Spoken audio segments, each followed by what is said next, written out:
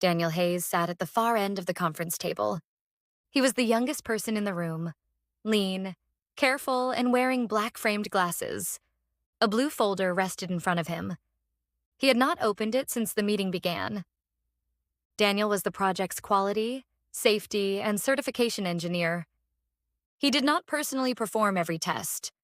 Laboratories, inspectors, and specialist contractors sent their results to him. His job was to gather all of them and convert them into a sentence everyone could sign without feeling they had signed a disaster. Daniel finally opened the folder.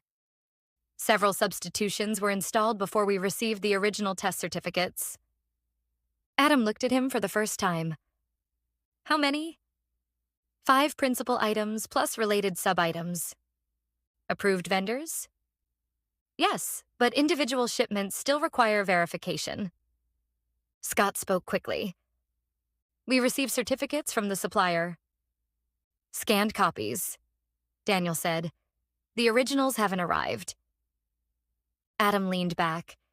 Do you have any reason to believe the scanned copies are false? No. Any test results showing that the material failed?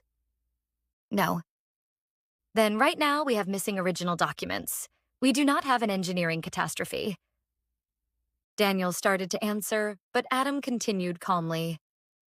I'm not dismissing the issue. Send a formal request to the supplier today.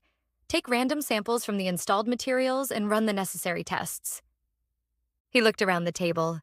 But don't freeze the entire project while we wait for a seal on a piece of paper. Daniel nodded. Understood. Some of the tension left his face. Adam had not ignored him. He had not ordered him to hide anything. He had ordered testing. Perhaps Scott was right. Perhaps Daniel's caution came from being new. Scott had once described him to Kevin as another Nathan Reed. Kevin had asked, "What happened to the first Nathan Reed?" Scott had replied, "That's why I said another." Adam looked toward Daniel again. I want the results before the final rehearsal. He turned to the rest of the room. Nobody comes to me on opening night saying, we thought someone else checked. Several directors exchanged glances. Then each of them began writing a note proving that he or she was not the someone else in question. At 12:50, the first car appeared outside the company gates. Then a second. Then a third. Men and women climbed out carrying folders. Others raised their phones and began recording before anything worth recording had happened. Modern people no longer waited for something to happen. They opened the camera first, and whatever happened afterward was expected to provide suitable content. Security had placed metal barricades along the entrance. Adam saw them from his office window and called Kevin. Remove the barricades. Security says they're for crowd control. They make it look like a protest. It is a protest. Not after we remove the barricades. Kevin looked through the window. What do you want instead? 2 employees at the door welcoming everyone. Done. The main room ready? Coffee, tea, and soda.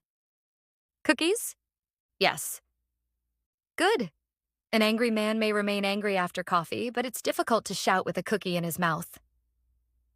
47 condominium owners entered the room tense and loud.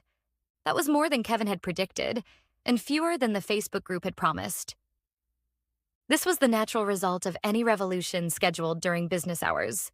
A man in his late 50s stood at the front holding an overfilled folder. We didn't come for coffee. We've been hearing promises for 3 years. A public relations employee smiled carefully. Mr. Mercer is on his way down to speak with you himself. Where has he been for the last 3 years? He's finishing an important meeting. A woman wearing sunglasses indoors raised her voice. Every time it's a meeting, who is he meeting with? We're the ones paying him. Agreement spread through the room. Upstairs, Kevin stood in Adam's office. Ready? Adam adjusted his tie in the mirror. Wait 5 minutes.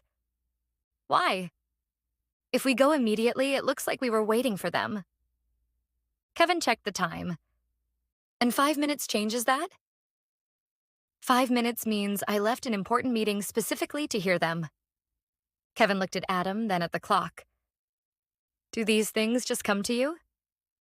That's why I run the company. And I carry the bag.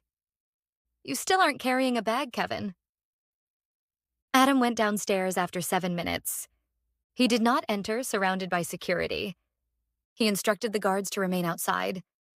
Then he walked into the room with Kevin, Natalie, and the company's lawyer. The voices rose immediately. We're almost a year late. Nobody returns our calls. You keep changing the delivery dates. I sold my wife's jewelry to make the payment. Adam raised both hands. He did not ask for silence. He allowed them to continue. The shouting lasted for almost 2 minutes. Then it weakened on its own. People began running out of new things to say. No one knew whether to continue yelling or wait for an answer. When the final voice stopped, Adam looked around the room. Finished? Several people became even angrier. The man holding the thick folder stepped forward. We haven't started. Adam nodded. Excellent. He pulled a chair away from the small stage prepared for him and sat directly in front of them. Then let's start properly.